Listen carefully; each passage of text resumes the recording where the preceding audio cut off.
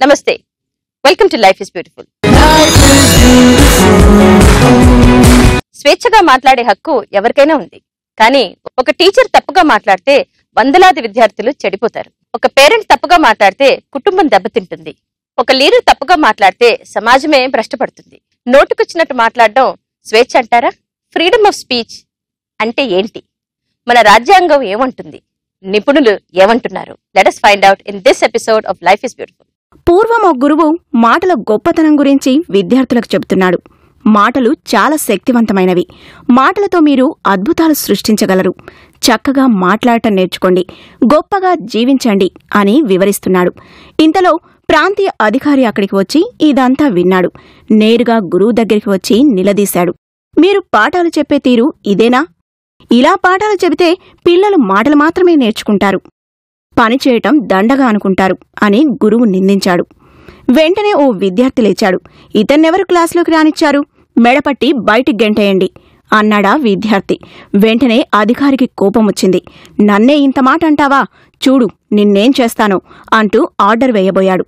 వెంటనే విద్యార్థి వినయంగా సమాధానం చెప్పాడు. అయ్యా, నేను కేవలం మాట మాత్రమే అన్నాను. మిమ్మల్నెవరు బయటికి గెంటేయలేదు. కాని మీకు కోపం ఎలా వచ్చింది? ఇది కేవలం మాత్రమే కదా, మాటకు అంత శక్తి ఉందా అన్నాడు. అధికారికి మాటలోని శక్తి, విద్యార్థిలోని భావం అర్థమయ్యాయి. ఆ పసివాడు మరెవ్వరో కాదు, స్వామి వివేకానంద. అద్భుతమైన తన మాటలతో విశ్వవేదికపైన హిందూ ధర్మాన్ని వినిపించిన శక్తి. కాబట్టి గొప్పగా జీవించాలంటే చక్కగా మాట్లాడాలి. సృష్టిలో మాట్లాడే అదృష్టమున్న జీవి మనిషి.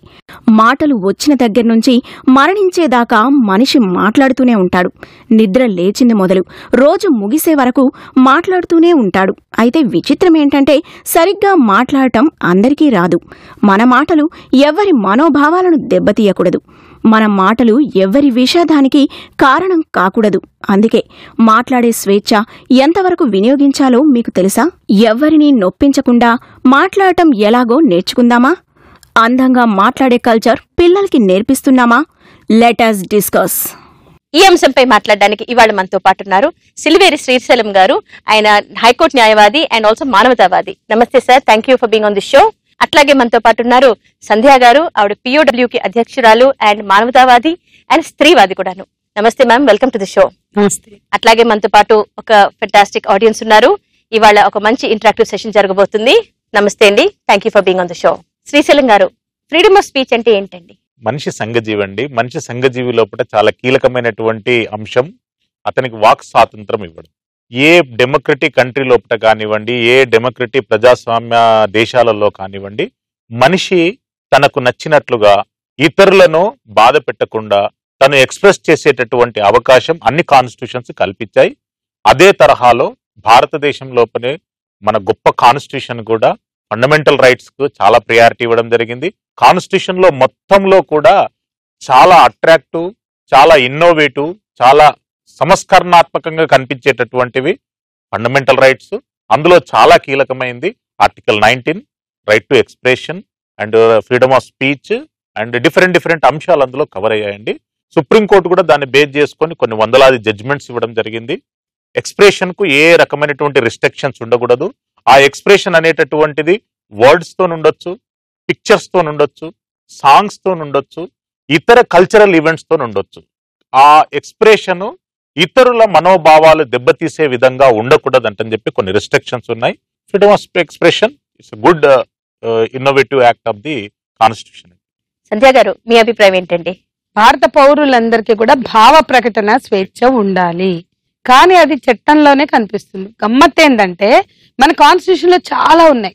ఆర్టికల్ 14 నుంచి 21 వరకు ఎన్నో విషయాలు భారత రాజ్యాంగం హామీ ఇచ్చింది.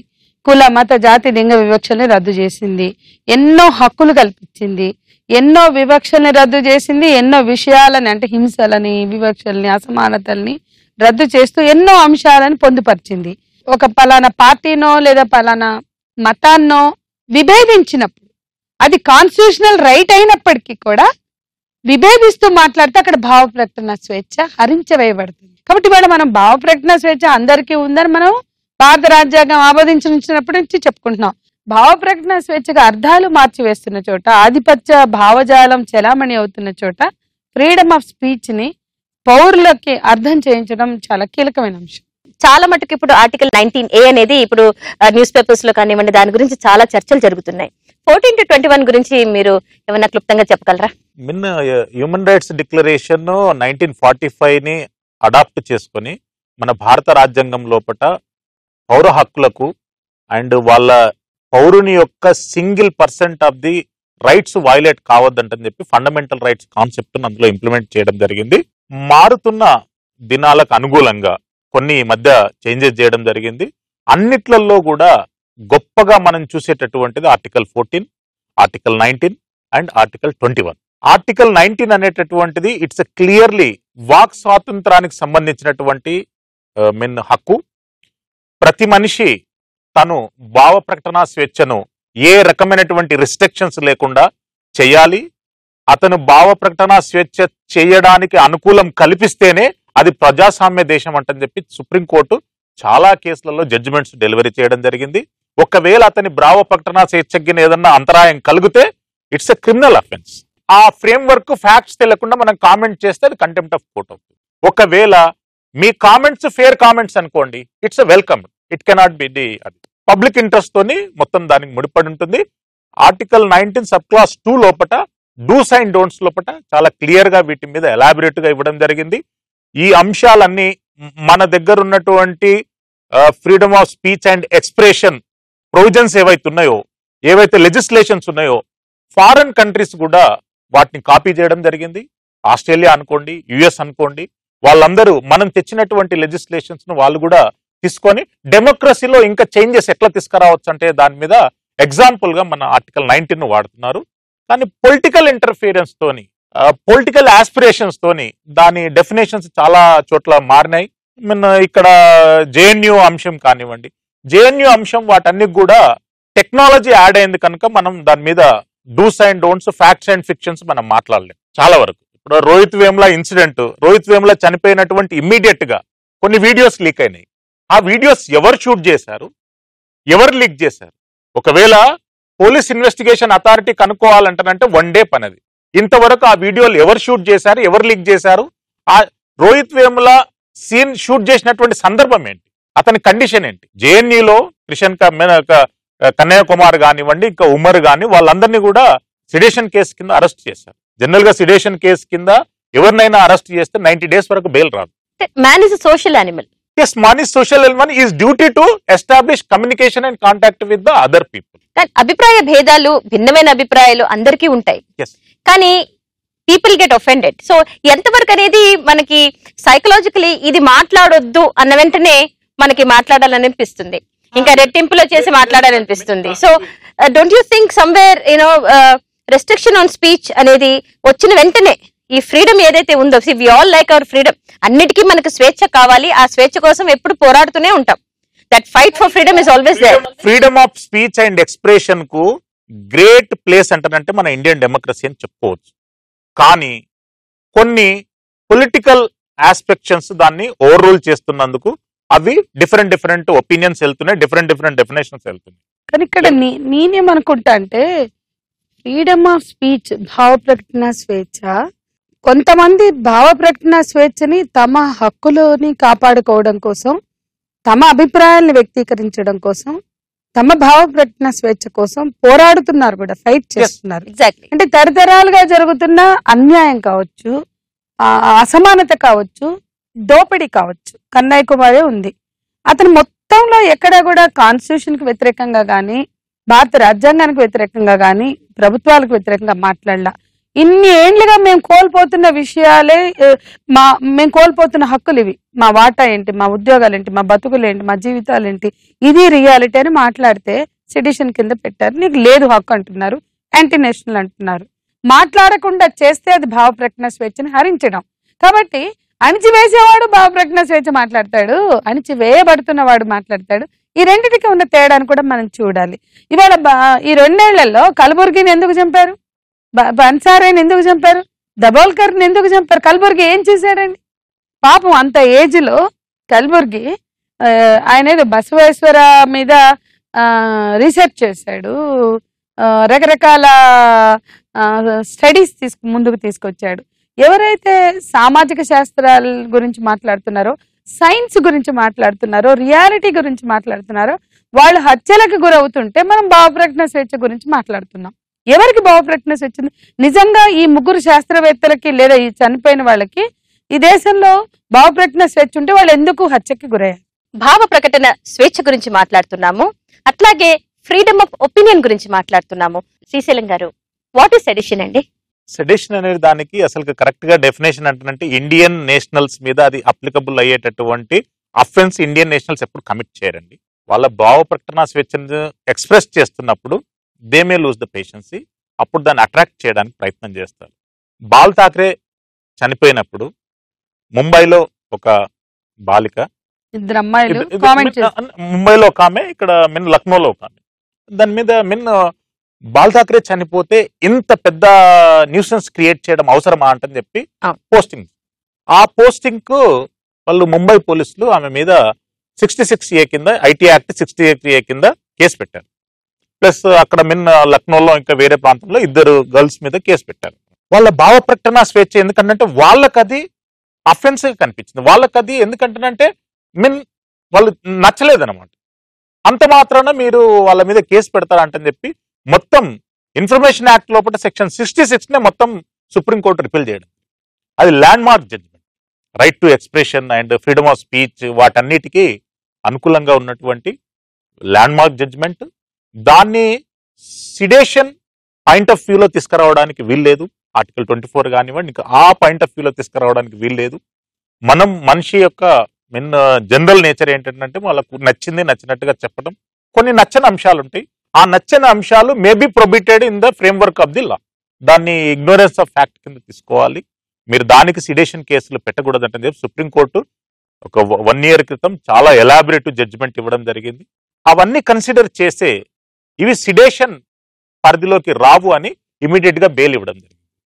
ఒకవేళ సిడేషన్ పరిధిలోకి వచ్చేటటువంటి అఫెన్సెస్ అయితే as per the act, as per the law 90 days వరకు బెయిల్ రాదు. టెక్నికల్ గా చాలా మంది ఇప్పుడు టీవీ చూసేటప్పుడైనా సరే, లేకపోతే వాళ్ళకి ఏదైనా ఫ్రస్ట్రేషన్ ఉంటే కూడాను అంటే కంట్రీనే ద్వేషించి వాళ్ళు చాలా లూజ్ టాక్ తో వాళ్ళు మాట్లాడతారు. దాన్ని కూడా సెడిషన్ అనొచ్చండి? కంపల్సరీగా సెడేషన్ అనొచ్చండి. డెఫినేషన్ ప్రకారంగా, ఇంటర్ప్రిటేషన్ ప్రకారంగా మాత్రం అది సెడేషన్ కిందనే వస్తాయి. భారత సార్వభౌమాధికారత్వాన్ని ఏ రకంగా, ఏ రూపంగా, ఏ ప్రజెంటేషన్ లో కించపరిచే విధంగా ఉంటే ఇట్స్ అమౌంట్ టు ది దేశద్రోహం కేసు కింద అమౌంట్ అవుతుంది. యూరోపియన్ కంట్రీస్ లో అనుకోండి, వాళ్ళకు సిడేషన్ అనేటటువంటిది వాళ్ళ డెఫినేషన్ లోపల ఫస్ట్ ప్రయారిటీ వస్తుంది. ఏ అఫెన్స్ జరిగినా, ఏది జరిగినా వాళ్ళ యాంగిల్లోనే చూస్తారు ఫస్ట్. డెమోక్రటిక్ కంట్రీస్ లలో ఇట్స్ డిఫరెంట్. సంధ్య గారు, సెడిషన్ తో పాటు ఇంకొక వర్డ్ మనం రీసెంట్ గా మనం వింటున్నాం. ఇన్ఫాక్ట్ సెడిషన్ కూడాను ఐ థింక్ చాలా మందికి ఇది లైఫ్ లో ఫస్ట్ టైం ఈ వర్డ్ వినడం అనేది. సో ఇంకా ఆ డెఫినేషన్ ఎవరికి అంత క్లియర్ గా లేదు. దాంతో పాటు యాంటీ నేషనల్ అనే వర్డ్ కూడా వచ్చింది. సో దీన్ని మీరు ఏమన్నా డిఫైన్ చేయగలరా? యాంటీ నేషనల్స్ అంటే ఏంటి? దేశద్రోహులు. ఇవాళ సిడిషన్ కి, యాంటీ నేషనల్ కి దేశద్రోహులు, దేశద్రోహానికి పాల్పడేవాళ్ళు. అంటే దేశద్రోహానికి పాల్పడుతున్నారు అని చెప్పడానికి కుర్చీలో కూర్చున్న వాళ్ళని ప్రశ్నించడమే అది ద్రోహము కాదు, దేశద్రోహులు కాదు. ఖచ్చితంగా స్పష్టత భారత రాజ్యాంగం ఇచ్చింది. అంబేద్కర్ రాసిన రాజ్యాంగం అనేక రకాల హక్కుల్ని ప్రస్తావించింది, వాటిని ఎన్ఫోర్స్ చేసింది. ఏది హక్కులో చెప్పింది, ఎట్లా ఎన్ఫోర్స్ చేయాలో చెప్పింది, ఏది వైలేషన్ చెప్పింది, దానికి ఉన్న పనిష్మెంట్స్ ఏంటి, ఐపీసీ ఏంటి, ఇంత స్పష్టంగా ఉన్నాక కూడా ఇవాళ చాలా బ్లంట్ గా, అంటే ఒక మెజారిటీ అఖండ హిందూ రాజ్యంగా మార్చేటువంటి క్రమంలో మెజారిటీ భావజాలం పేరుతో ఇవాళ నోర్లు మూయించి ప్రయత్నం జరుగుతుంది. కాబట్టి ఇవన్నీ కూడా ఈ పదాలు మనం వినవలసి వస్తుంది తప్ప నిజంగా యాంటీ నేషనల్స్ అనేవాళ్ళు ఎవరు? ఈ దేశ మన వనరులని తాకట్టు పెట్టేవాడు, దేశ సార్వభౌమాధికారానికి భంగం కలిగించే వాళ్ళు ఎవరు? మన వనరుల మీద విదేశీ పట్టు, పబ్బులు, క్లబ్బులు మనకు తెస్తారు. అంటే మనకి భాష లేదు, సంస్కృతి లేదు. 1000 సంవత్సరాల సంస్కృతి ఉంది, 1000 సంవత్సరాల భాష ఉంది, మనకి ఎన్నో వనరులు ఉన్నాయి, వైద్యం ఉంది, విజ్ఞానం ఉంది. ఇవన్నీ లేనట్టుగా ఇతర దేశాల నుంచి తెచ్చుకుంటూ అగ్రిమెంట్లు చేసుకుంటూ తెల్లారు లేస్తే మన వనరులు వాడికి దోచిపెడుతూ, మన దేశాన్ని వాళ్ళకి దోచిపెడుతూ, మన ప్రజల్ని వాళ్ళకి అప్పచెప్తూ వీళ్ళు మాత్రం దేశద్రోహులు కారా? వీళ్ళు అసలు దేశద్రోహులు. ఈ దేశ ప్రజల అవసరాలను తీర్చకుండా, ఈ దేశ ప్రజల నోరు మూపించి, ఈ దేశ ప్రజల అభిప్రాయాలకు వ్యతిరేకంగా ఇవాళ ఏదైతే చేస్తున్నారో వాళ్ళు దేశద్రోహులు, మాట్లాడే వాళ్ళు దేశద్రోహులు అవుతున్నారు. ఇది ఇవాళ ఒక కన్ఫ్యూజన్ ని క్రియేట్ చేస్తుంది. మాట్లాడే వాళ్ళని దేశద్రోహులుగా నిలబెడుతున్నారు. అట్లాగే నిజంగా దేశాన్ని ద్రోహం చేసే వాళ్ళని పాలకుల్లాగా వాళ్ళని ఇన్ఫాక్ట్ వాళ్ళకి లిఫ్ట్ ఇస్తున్నాం మనము. సో దీని గురించి ఆడియన్స్ ఏమంటారు? భావ ప్రకటనల మీద మనం వాక్ స్వాతంత్రం మీద మనకి ఎంతవరకు స్వాతంత్రం ఉందని దాని మీద మాట్లాడుతున్నాం కాబట్టి ఫస్ట్ ప్రకటనలే సరిగా ఉండట్లేదండి మన దేశంలో. మద్యపానం నిషేధం అంటున్నాము, సిగరెట్ల నిషేధం అంటున్నారు, కానీ బయట ఎక్కువ కనపడేది అదే ఉంటుంది. తర్వాత తాగొద్దు అని అంటున్నారు, కారులో కూర్చొని తాగుతున్నా పట్టుకోవట్లేదు, కానీ కారు బయలుదేరేటప్పటికి మాత్రం టెస్టింగ్లు చేసి 1000 రూపాయలు 10,000 20,000 ఇస్తూ యాక్సిడెంట్లు జరుగుతున్నా సరే దాన్ని పట్టించుకోకుండా ఎంతమంది స్త్రీలు కానీ పిల్లలు కానీ ఎంతమంది సఫర్ అవుతున్నా ఈ మద్యపానం దాని గురించి ఎన్ని ప్రకటనలు చేసినా వాళ్ళ మనసులో ఉన్న భావాలని ప్రకటించినా ఏమీ ఫలితం ఉండట్లేదు. దానివల్ల ఇంకా వాక్ స్వాతంత్రం ఉండి ఉపయోగం ఉంది మనకి ఈ ప్రపంచంలో. అందువల్ల భావ ప్రకటనలో మనకి ఎంత స్వాతంత్రం ఇస్తున్నట్టే ఉంటుంది, కానీ ఎక్కడ ఇంప్లిమెంటేషన్ పార్ట్లో జరగట్లేదు నా ఉద్దేశంలో. అసెంబ్లీలో అయితేనేంటి, పార్లమెంట్లో అయితేనేంటి, కొంత టాపిక్ మాట్లాడేటప్పటికి అక్కడ ఎవరో ఒకళ్ళు దాన్ని టాపిక్ కట్ చేయటమో, దాన్ని ఏదో గొడవ చేయటమో ఏదో జరిగిపోతుంది తప్పితే ఆ భావ ప్రకటనలో దానికి మనకి కరెక్ట్ ఫలితం వాళ్ళు పొందలేకపోతున్నారు. ప్రకటించే వాళ్ళకి ఉపయోగం ఉండట్లేదు, సొసైటీకి ఉపయోగం ఉండట్లేదు. అందువల్ల ఈ భావ ప్రకటనలకి ఎక్స్ప్రెస్ చేసేటప్పుడు మెయిన్ ఇంప్లిమెంటేషన్ పర్ఫెక్ట్గా ఉంటేనే దేశం కానీ ప్రతి మనిషి కానీ వ్యక్తిగా కానీ పైకి రావడానికి అవకాశం ఉంటుందని నా ఉద్దేశం. నేనేమనుకుంటున్నా అంటే అసలు భావ ప్రకటన స్వేచ్ఛ అంటే దాని అర్థము ఒక పౌరుడు తన అభిప్రాయాన్ని స్వేచ్ఛగా వ్యక్తీకరించగలగాలి, తన భావాన్ని. కానీ నాకు భావ ప్రకటన స్వేచ్ఛ ఉంది అని చెప్పి ఎవరి వ్యక్తిగత జీవితంలోనో దూరి నీ భార్య పలానా వాడితో లేదా ఇలా చెత్త మాట్లాడతారు కొంతమంది పబ్లిక్ గా. అది ఖచ్చితంగా ఆ స్వేచ్ఛని దుర్వినియోగం చేసుకోవడం. కాబట్టి భావ ప్రకటన అంటే ఎవరినైనా ఏమనేయచ్చు, ఏదైనా మాట్లాడేయచ్చు, ఏదైనా వాగేయచ్చు అని ఏదైతే అనుకుంటే నువ్వెంత పౌరుడివైనా నీకు మాట్లాడడానికి లేదు. వాళ్ళ పత్రికల్లో రాసే రాతలు, మీడియాలో మాట్లాడేటువంటి మాటలకు కూడా స్త్రీల జీవితాలు కావచ్చు, లేదా కులం, మతం, జాతి, లింగం ఈ అంశాలకు వచ్చే వరకు వివక్షకు గురి చేసేలాగానో, అవమానం కలిగేలాగానో, వాళ్ళ ఆత్మాభిమానం దెబ్బతినే విధంగానో మాట్లాడే హక్కు ఎంత భావ ప్రకటన స్వేచ్ఛ ఉందనుకున్నా ఎవరికి లేదు. ఫ్రీడమ్ ఆఫ్ స్పీచ్ అంటే ఒకళ్ళని కించపరిచి ఇష్టం వచ్చినట్టు మాట్లాడడం కాదు. రాజ్యాంగం ఇచ్చిన హక్కు కరెక్ట్ గా ఉపయోగం చేయడం, దాని గురించి అవగాహన పొందడం, అప్పుడే మనకి ఫ్రీడమ్ ఆఫ్ స్పీచ్ అంటే యాక్చువల్ అర్థం అనేది తెలుస్తుంది. రాజ్యాంగం ఇచ్చిన హక్కుని మనం ఎంతవరకు మనం పాటిస్తున్నామో, ఎంతవరకు మనకు అవగాహన ఉంది, ఎంతవరకు మనం దాన్ని ఉల్లంఘిస్తున్నాం అనేది చర్చ జరుగుతోంది. ఇప్పుడు ఆడియన్స్ నుంచి ఒక క్వశ్చన్ ఉంది. ఈ భావ ప్రకటన అనేది అందరూ అనుకున్నట్టుగా అంటే ఈ పబ్లిక్ లోంచి వాళ్ళకంటూ సరైన అవగాహన అనేది ఏం లేదు. అంటే ఈ మీడియా కూడా ఎవరైతే వైలేషన్ చేస్తున్నారో వాళ్ళ గురించే పబ్లిసిటీ చేస్తుంది మీడియా అనేది. అలాంటి వాటి గురించే వీళ్ళు మాట్లాడుతున్నారు. ఈ సామాన్య ప్రజల నుంచి మాత్రం నిజమైన భావ ప్రకటన అనేది రాలేదని చెప్పేసి నా ఉద్దేశం. ట్రూ అండి, అది చాలా వాస్తవం అది. కానీ భావ ప్రకటన స్వేచ్ఛ అనేటటువంటిది స్టడీస్ రివీల్ చేసినట్టు ఓన్లీ 28% పీపుల్కే తెలుసు. వాళ్ళు కరెక్ట్ గా దాన్ని యూటిలైజ్ చేసుకోగలుగుతారు. అందరి భారతీయులకు ఒకే ఒక గీత, ఒకే ఒక ఖురాన్, ఒకే ఒక బైబిల్ అనుకునేటట్టు కాన్స్టిట్యూషన్ మీద అవగాహన ఫస్ట్ కల్పించవలసిన అవసరం ఉంది. ప్రభుత్వం దానికి రెస్పాన్సిబిలిటీ తీసుకోవాలి. ఇక్కడ ఒకటేనండి, రాజ్యాంగానికి ఎవరు అతీతులు కాదు కదా. రాజ్యాంగమే మనకి అత్యున్నతమైనది, ప్రామాణికం. అంటే రాజ్యాంగాన్ని ఉల్లంఘిస్తూ, అనుక్షణం ఉల్లంఘిస్తూ అధికారం కోసం మారణ హోమాలు సృష్టిస్తున్న వాళ్ళని వాళ్ళు వచ్చినప్పుడు ఒక పౌరుడు ప్రశ్నిస్తానని ఎవరైనా అంటే, అయ్యా నువ్వు ఇది చేసావు, ఇంతమందిని చంపని ఏదో కుర్చీ కోసం, నీ పవర్ కోసం అంటే చావ కొడుతున్నారు, బయటికి రాకుండా యాంటీ నేషనల్ అని మోస్తున్నారు. భావ ప్రకటన స్వేచ్ఛకున్న అర్థం ఏంటి అని నేను అడుగుతున్నా. శ్రీశైలం గారు, రీసెంట్ గా జరిగిన ఎన్నో ఇన్సిడెంట్స్ వల్ల రాజ్యాంగానికి యాక్చువల్ ఫ్రీడమ్ ఆఫ్ స్పీచ్ కి చాలా తేడా ఉంది. అట్లాగే డెమోక్రసీకి ఫ్రీడమ్ ఆఫ్ స్పీచ్ కి చాలా దూరం ఉన్నట్టు అనిపిస్తుంది. ఆన్ మోర్ లే పర్సన్ లెవెల్, ఇప్పుడు పాలిటిక్స్ ని పక్కన పెట్టేస్తే, యాంటీ నేషనల్ అనే వర్డ్ ని పక్కన పెట్టేస్తే, సెడిషన్ అనే వర్డ్ ని పక్కన పెట్టేసేస్తే, కామన్ మ్యాన్ కి అర్థమయ్యేలాగా ఫ్రీడమ్ ఆఫ్ స్పీచ్ గురించి చెప్పగలరా? Democracy real face freedom of speech అండి. Democracy real face freedom of expression అండి. మీరు ఈ రెండు freedom of speech and freedom of ఎక్స్ప్రెషన్ లేవనుకోండి, అది డెమోక్రసీగా కన్సిడర్ చేయరండి. అది మోనోక్రట్ అండ్ నియంతృత్వ పరిపాలనకు అవి డెఫినేషన్స్ ఇస్తాయి. ముఖ్యంగా ఒక మనిషి తన లోపల ఉన్నటువంటి ఒక భావాన్ని బయటికి వ్యక్తపరిచేటటువంటి అవకాశం కల్పించేదే డెమోక్రటిక్ కంట్రీస్. అంటే అంతే కదా, ఒక మాటలో చెప్పాలంటే పాలకులకి ఉండే హక్కులు పాలితులకు కూడా ఉండాలి, పాలించబడే వాళ్ళకి కూడా ఉండాలి. పాలకులకు ఏ హక్కులు అన్నప్పుడు అంటే దాని అర్థం దాని అర్థం ఏంటి అంటే మన రాజ్యాంగంలో పొందుపరుచుకున్న హక్కులు ఏవైనా కానీ పాలించే వాళ్ళకి ఏవైతే ఉన్నాయో పాలించబడుతున్న వాళ్ళకి కూడా పౌరులకు కూడా ఉండాలి. దీనికి ఒక సైకలాజికల్ యాంగిల్ కూడా ఉంటుందండి. ఫ్రీడమ్ అన్న పదాన్ని మిస్యూజ్ చేయడమే చాలా జరుగుతుంది. నాకు ఫ్రీడమ్ ఉంది కదా నేను ఏమైనా చేయగలను అని. కీప్ క్వైట్ అన్న సేమ్ మీనింగ్ వస్తుంది, ప్లీజ్ కీప్ క్వైట్ అన్న సేమ్ మీనింగ్ వస్తుంది, షటప్ అన్నా సరే సేమ్ మీనింగ్ వస్తుంది. కానీ షటప్ వినడానికి కర్కశంగా ఉంటుంది. సో ఎంత ఫ్రీడమ్ ఉన్నా సరే కాస్త మనకి సివిక్ సెన్స్ కూడా ఉండాలి అని శాస్త్రజ్ఞులు అంటున్నారు. Audience, thank you so much for being with us. అట్లాగే శ్రీశైలం గారు, సంధ్య గారు, thank you so much for coming on the show. Freedom of speech, భావ ప్రకటన, దీని గురించి అవగాహన పెంచుకోండి. చక్కగా వాడుకుంటే ఈ ఫ్రీడమ్ అనేది చాలా గొప్ప హైట్స్ కి తీసుకెళ్తుంది. అదే తెలియకుండా ఉల్లంఘనం చేస్తే మనకి ప్రాబ్లమ్స్ కి దారితీస్తుంది. అవగాహన పెంచుకోండి, చక్కగా మాట్లాడండి, హాయిగా బ్రతకండి. Because life is beautiful.